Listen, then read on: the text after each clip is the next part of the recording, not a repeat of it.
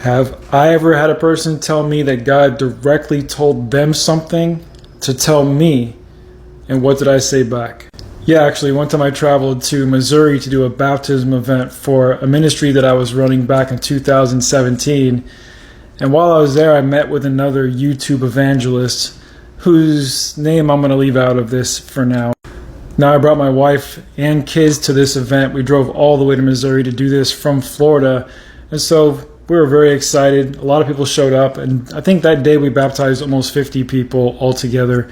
And this guy actually helped us do those baptism events. Now, after the baptism event, we're all standing around in a pavilion and just kind of eating snacks and playing music on the guitar and just chilling out.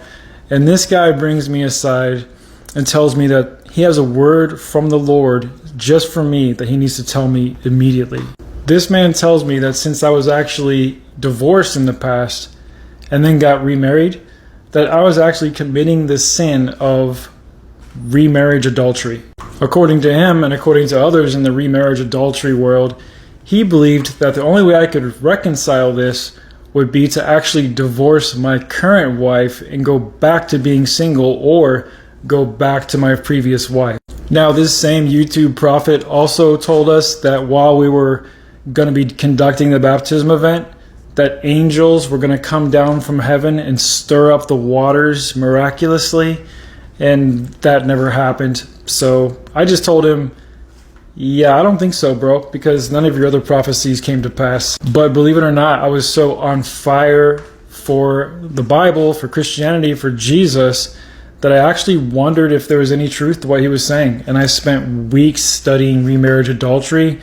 And my current wife and I actually considered for a few minutes whether or not we should divorce.